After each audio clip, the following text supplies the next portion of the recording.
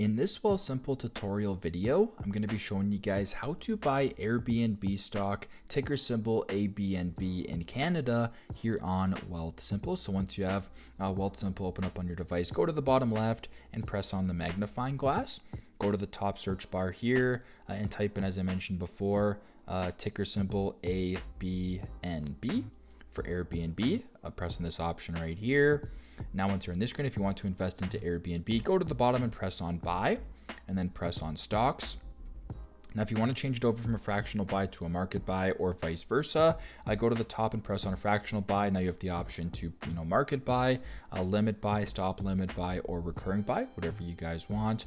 But for this demonstration, we're just going to keep fractional buy and type in $2. Now, keep in mind as well, this is in USD, not CAD, so there will be a slight conversion fee as well as the exchange rate when factoring into this purchase. But once that is done, press on continue.